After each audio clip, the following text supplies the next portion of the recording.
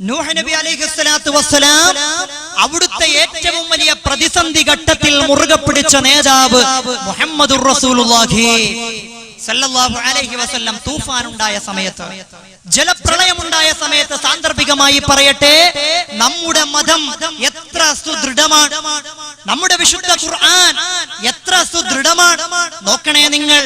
Bible പറഞ്ഞു, അതെ, നോഹയുടെ പെട്ടകം അടിഞ്ഞത് അരാരത്ത് പർവ്വതനിരയിലാണ്, അരാരത്ത് പർവ്വതനിരയിലാണ് എന്ന് ബൈബിൾ. പക്ഷേ വിശുദ്ധ ഖുർആൻ പറഞ്ഞു, നൂഹ് നബി അലൈഹിസ്സലാത്തു വസ്സലാമിന്റെ കപ്പൽ, ആ കപ്പലടിഞ്ഞതോ വസ്തവത്ത് അലൽ ജൂദി, അത് ജൂദി പർവ്വതത്തിലാണ് നങ്കൂരമിട്ടെന്ന് വിശുദ്ധ ഖുർആൻ. സാന്ദർഭികമായി പറയട്ടെയോ എന്റെ യുവാക്കളെ, അല്ലാഹു എല്ലാ പർവ്വതങ്ങളിലേക്കും വഹിയിറക്കി, എല്ലാ പർവ്വതങ്ങളിലേക്കും വഹിയിറക്കി. എന്താണ് പറഞ്ഞതെന്നറിയുമോ? പർവ്വതങ്ങളോട് പറഞ്ഞു, നിങ്ങളിൽ ഏതെങ്കിലും ഒരു മലയുടെ മുകളിലേക്ക് എന്റെ പ്രവാചകനാകുന്ന നൂഹ് നബിയുടെ കപ്പലിനെ നങ്കൂരമിടാൻ ഞാൻ ആഗ്രഹിക്കുകയാണ്. അവസാനമതാ ചെറിയ ഒരു പർവ്വതമാകുന്ന ജൂദി പർവ്വതത്തിൽ ആ കപ്പല് നങ്കൂരമിടുകയാണ്. എന്റെ ന്യൂ ജനറേഷന്റെ മക്കളോട്, എന്റെ സംസാരം ശ്രവിക്കുന്ന ഉമ്മമാരോട്, അതേ എന്റെ സംസാരം ശ്രവിക്കുന്ന എല്ലാ ആളുകളോടും, അതേ എല്ലാ പർവ്വതങ്ങളും ഒരുങ്ങി നിന്നു. ഞങ്ങളാണ് നല്ല ശക്തരായ പർവ്വതം, എന്റെ കളർ നല്ല കറുത്ത കളറാണ്, ഞാൻ നല്ല വിസ്താരമുള്ള പർവ്വതമാണ്, അതാ ഞാൻ വലിയ പൊക്കമുള്ള പർവ്വതമാണ്, എന്റെ അടുത്തേക്കായിരിക്കാം ആ കപ്പൽ വരുന്നത്.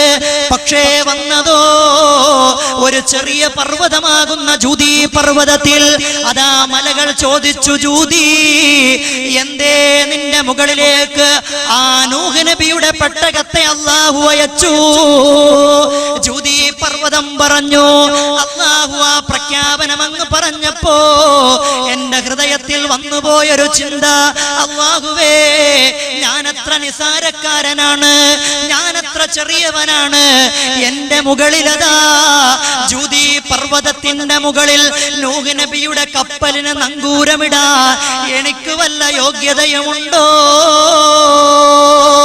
എന്ന് ഞാനൊന്ന് ചിന്തിച്ചു പോയി. ആ താഴ്ന്ന നിലത്തെ നീരോടു, അവിടെ ദൈവം തുണയുള്ളൂ. നോക്കണം നിങ്ങൾ, ആ ജൂദി പർവ്വതത്തിൽ നങ്കൂരമിട്ടു, കാർബൺ ഡേറ്റിംഗ് നടത്തി, റഡാർ പരിശോധന റിസൾട്ട് നിങ്ങൾ കാണുന്നു. ആ ജൂദി പർവ്വതത്തിന്റെ മുകളിൽ കാർബൺ ഡേറ്റിംഗ് നടത്തി പരിശോധന നടത്തുമ്പോൾ ശാസ്ത്രം പറയുന്നു, അതേ വിശുദ്ധ ഖുർആൻ പറഞ്ഞ നൂഹ് നബി അലൈഹിസ്സലാത്തു വസ്സലാമിന്റെ കപ്പലാണത്. മറൈൻ എഞ്ചിനീയറിംഗ് പഠിപ്പിച്ചു തന്നു വിശുദ്ധ ഇസ്ലാം, ഷിപ്പിംഗ് ടെക്നോളജി പഠിപ്പിച്ചു തന്നു വിശുദ്ധ ഇസ്ലാം. നോക്കണം നിങ്ങൾ, ഇന്നത്തെ ആധുനിക കാലഘട്ടത്തിൽ പറയുന്നത് പോലെ വസ്ത്രം ധരിക്കാതെ, സംസ്കാരമില്ലാതെ ജീവിച്ചവരായിരുന്നില്ല നമ്മുടെ മുൻഗാമികൾ. വ്യക്തമായ നിഖില മേഖലകളിൽ സിവിൽ എഞ്ചിനീയറിംഗിൽ സംഭാവന കൊടുത്തു നമ്മുടെ മുൻഗാമികൾ.